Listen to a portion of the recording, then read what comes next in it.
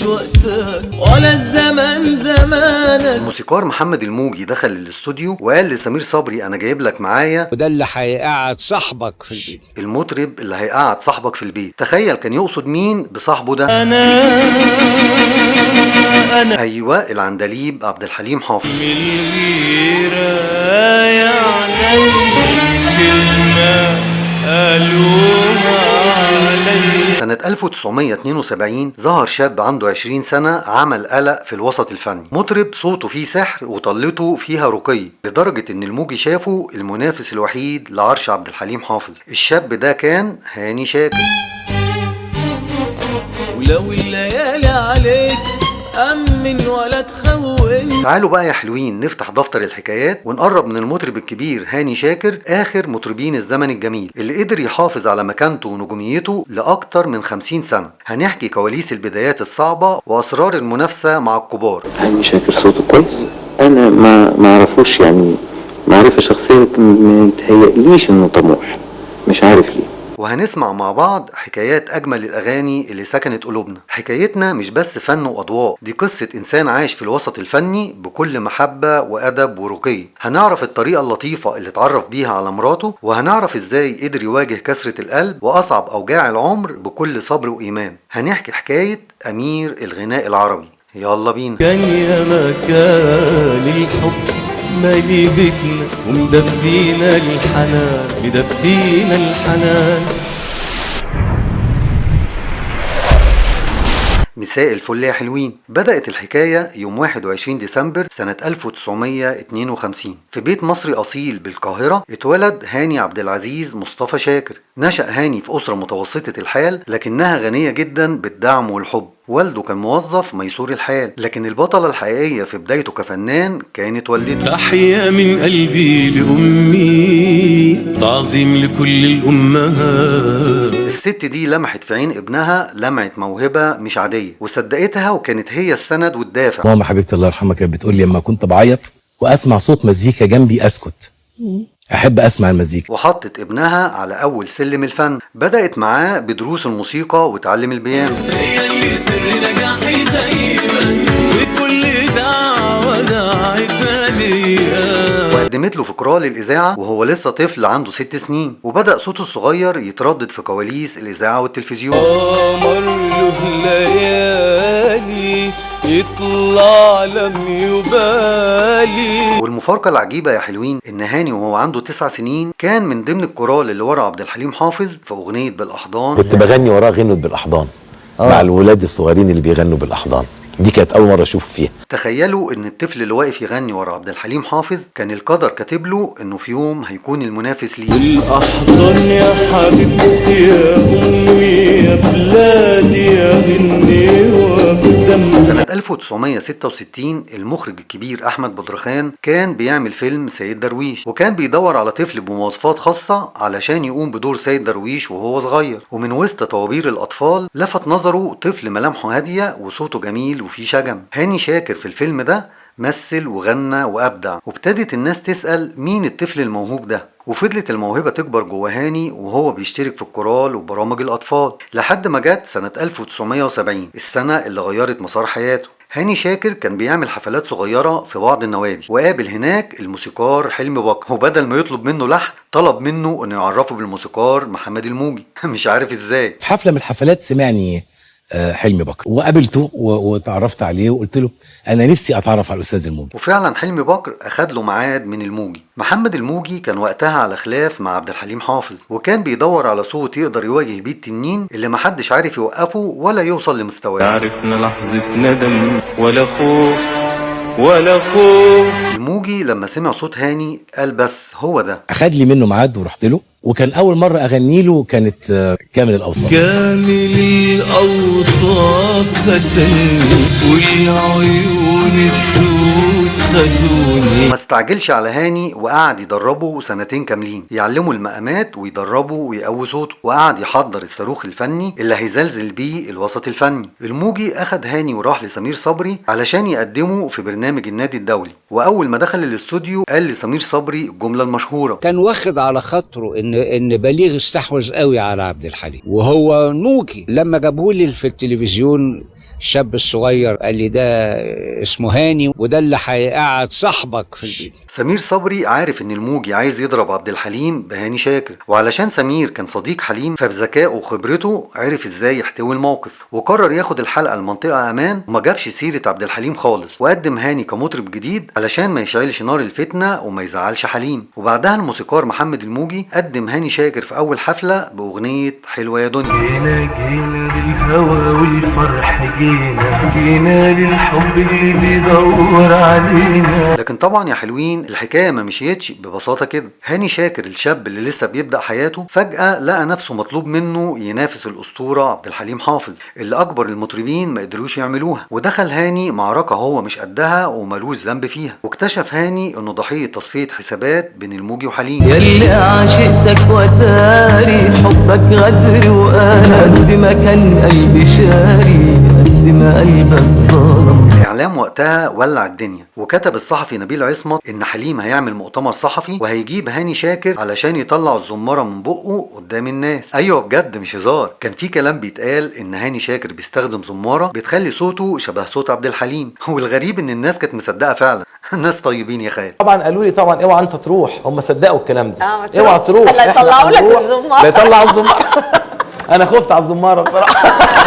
والراجل اصلا كان كاتب انها كدبة ابريل بس محدش خد باله، وطبعا الكلام ده كان فيه ظلم كبير لهاني شاكر، لكن سبحان الله الاشاعة دي اتحولت لمصلحته وخلت الناس عندها فضول تسمع الشاب اللي عامل قلق للعندليب وبينافسه، واتشهر هاني بسرعة الصاروخ من قبل حتى ما يغني اول كوبليه. طب ايه بقى موقف العندليب في الليلة دي؟ هل انتهى امري؟ في الاول الاستاذ اتضايق وفعلا قلق شويه، اخاف ان امشي. لكن عبد الحليم كان ذكي جدا وفهم اللعب وعرف ان الموجي بيحاول يستفزه. باباك زعل من عبد الحليم لانه ما غناش جبار في حفله، بقول له كل ما تزعلني هجيب لك مطرب جديد اطلعه لك واضايقك بيه. وطلع هاني شاكر.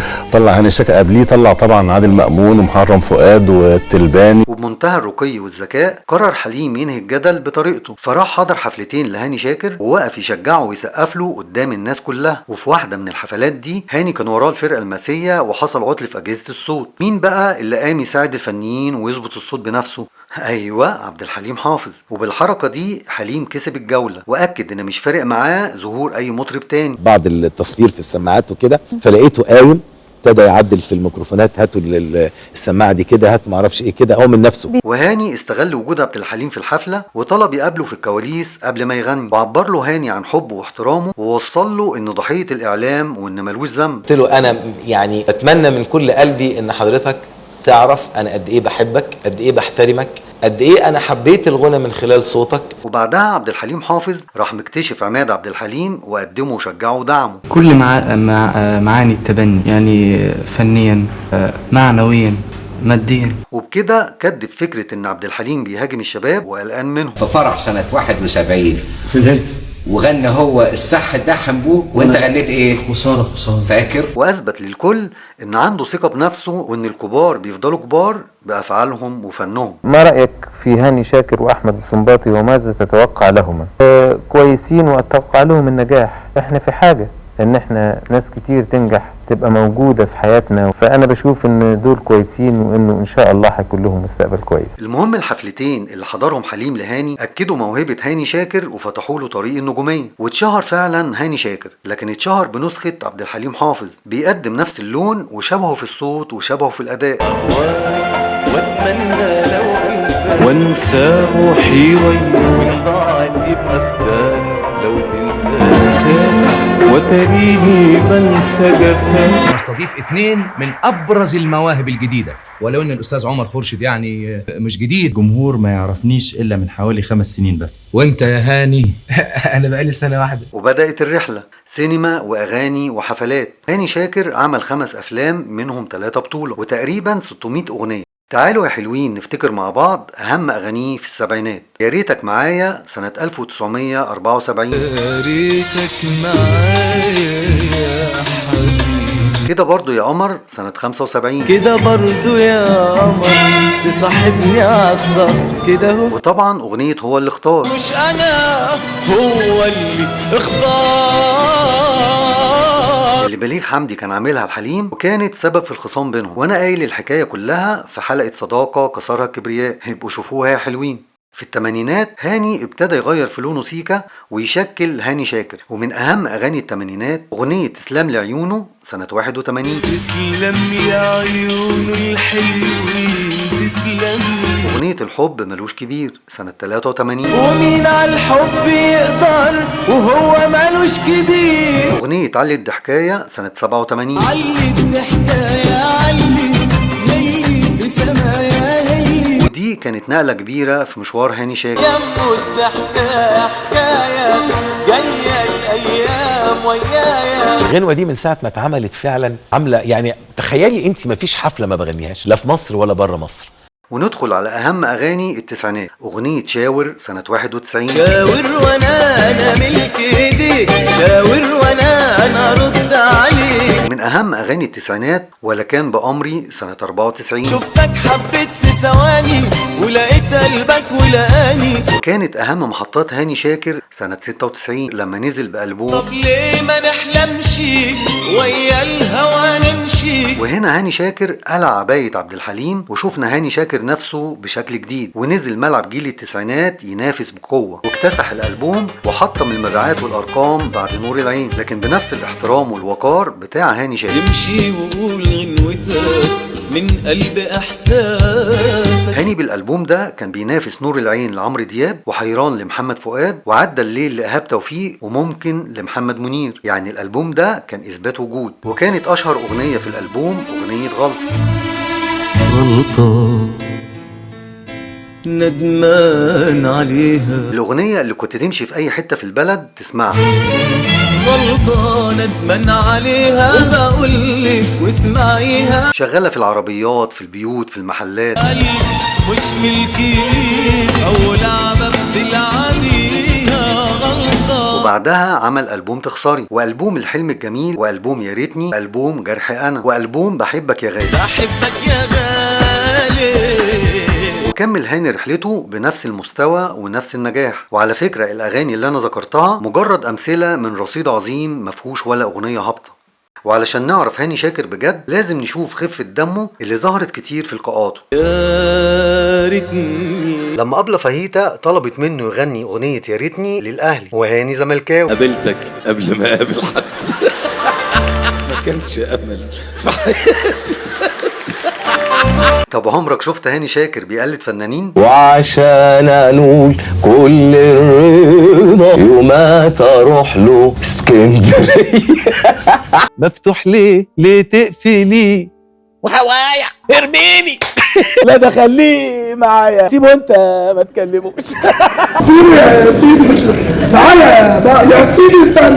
هاني شاكر لما كان في لقاء مع احمد سعد شفنا امير الغناء العربي وهو بيهزر وبيضحك من قلبه، وكسر صورة الوقار الزايد اللي كانت الناس واخداها عنه، وظهرت عفويته. انا بعد كده كل ما الاقي نفسي متضايق تعالى يا احمد.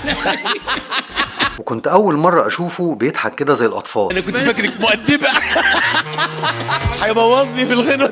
وعلى فكرة اغنيتهم كانت جامدة. ويا بخته اللي احنا من بخته نحبه قلبنا ياخده. وبرضه من المعارك اللي دخلها هاني شاكر وهو نيته سليمة منصب نقيب الموسيقيين اللي دخلوا بحب ورغبة في الإصلاح. الناس لو ما كانتش عارفة الفرق بين الفن المحترم والفن الهابط يبقى قولي على الفن يا رحمن يا رحيم. وفعلا هاني شاكر حاول يحافظ على هوية واحترام الأغنية المصرية ويأمن الموسيقيين في المعاش والخدمات الطبية، لكنها كانت مرحلة متعبة بالنسبة له. كانت النقابة واخدة وقت كبير جدا من حياتي ومحتاجة تفرغ شوية، فده أكيد كان مأثر طبعا على شغلي وعلى حياتي الشخصية وحياتي الفنية. يوم 27 يونيو 2022 النقابة عملت مؤتمر صحفي علشان ينهي خلافات مع بعض مغنيين المهرجانات، وفجأة المؤتمر اتقلب لتطاول وهرجلة وعدم احترام لوجوده. وحاول هاني شاكر يسيطر على القاعة ويهدي الأطراف، لكن الأمور خرجت عن السيطرة وانسحب هاني من القاعة وهو غضبان وواخد القرار. وبعد ساعات طلع هاني شاكر في مداخلة على الهوا أعلن استقالته بدون رجعة. أنا أعلن من خلالك بعد هذه الرحلة اللي قضيتها في نقابة المهنة الموسيقية أنا بقدم استقالتي معاك على الهواء. يا نهار أبيض ليه في إيه؟ وده بيثبت إن الهدوء والاحترام والرقي اللي عايش طول عمره يحافظ عليه أهم من المناصب والصراعات. أنا عن نفسي يعني أنا بحب الناس كلها، بحترم الناس كلها، بحترم زملائي حتى اللي أنا على خلاف منهم معاهم. لو ناس كتير فرقتك هتلاقي يوم ناسك. هاني اتجوز السيدة نهلة توفيق سنة 1980، لكن طريقة التعارف كانت غريبة شوية. انا اول مرة شفتها اساسا شفتها من صورة في فرح، عجبتني شكلا وبعدين لما قعدت معاها حبيت روحها جدا جدا، وكانت بقى توالت المقابلات ورحت قابلت والدها، يعني كانت جوازة تقليدية جدا جدا. وربنا رزقهم بدينا وشريف، وفعلا أسرة جميلة ومثال للحب الصادق والاهتمام والرقي. قصة حبهم وتقديرهم لبعض نادرة فعلا، وخصوصا في الوسط الفني. طبعا بشركه، بس ساعات بخاف اشركه لانه هاني صعيدي، يعني 70-80% لا مشترك تماما في تربية الولاد. وكان دايما يقول عليها نهلة دي نص الحلو. نهلة ربنا يخليها لي يا رب يا مريم، بصراحة نصي الحلو اللي دايما واقفه جنبي. السعاده بالنسبه لي في عشرتي مع نهله، وفي حبي لها وجوازي منها، وفي صحوبيتنا اللي قبل ما نكون بنحب بعض احنا اصحاب. انت القمر دي بقى تتساب ازاي دي بقى؟ اخلاق هاني شاكر ما يختلفش عليها اتنين. اكيد كلنا بنحب نبان بصوره حلوه قدام الناس، لكن لما تكون الشهاده دي من شريك حياتك اللي بيشوفك على طبيعتك بدون تمثيل بتفرق كتير.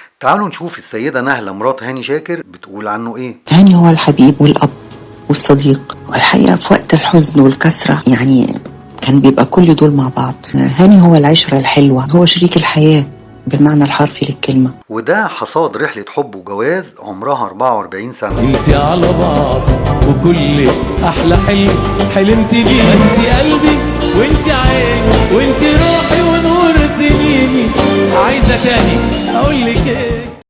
صحيح هاني شاكر كان محظوظ والدنيا ضحكت له ودخل النجومية من أوسع أبوابها، لكن للأسف الحياة قررت توريه الوش الوحش. هاني شاكر اللي كان دايما بيفرح الناس وضحكته وابتسامته مالية الدنيا، كان قدره يتكسر قلبه الرقيق بأعز حد في حياته. سنة 2011 رحلت بنته دينا بعد معاناة مع المرض، وسكن الحزن قلب هاني شاكر وما خرجش منه تاني. هاني غنى لبنته في ذكرى وفاتها الرابعة أغنية برواز صورتك لسه مكانه. الأغنية عبارة عن صدق ووجع. لسه عيونك بتكلمني بتحسسني بقربك مني، وجع ربنا ما يوليه لحد، دمعي بينزل غصب عني، والحمد لله ربنا قدرني انا ونهله يدينا الصبر والقوه عشان نكمل، عشان مجدي ومليكه وشريف. أدعوك يا ربي اهدينا قوينا. يوم 3 مايو 2026 ودعنا هاني شاكر عن عمر 73 سنة. رحل الأمير وساب لنا رصيد ضخم من الفن والأخلاق والسيرة الطيبة. لكن الغريب يا حلوين إنه بمجرد رحيله السوشيال ميديا اتقلبت وأغانيه ومقاطعه بقت ترند، والكل افتكر فجأة قد إيه الفنان ده كان عظيم وراقي. محبة الناس ظهرت أضعاف ما كانت وهو وسطينا. وهنا لازم نفكر شوية، هو ليه إحنا ما بنحسش بقيمة الناس اللي في حياتنا غير لما بيمشوا؟ ليه دايما بنستنى نحط الورد على القبر ما بنقدموش في ايد صاحبه وهو عايش وسطينا؟ يا ريت نشوف الحلو في بعض ونقدر قيمة الغاليين ونعبر لهم عن حبنا. الحياة اصغر بكتير من اننا نضيعها في الخلافات والتقطيع في بعض. الله يرحم امير الغناء العربي، ودايما سيرته واغانيه هتفضل حكاية حلوة بنحكيها. وفعلا يا فنان نسيانك صعب اكيد. نسيانك صعب اكيد، ملوش غير حل وحيد. السؤال بقى يا حلوين، تفتكروا هاني شاكر استفاد ولا اتضر لما بدأ في وجود عبد الحليم؟ ولو بتحبوا الفن وكواليسه وحكاياته تابعوني علشان نتقابل في حكاية جديدة. سلام يا حلوين.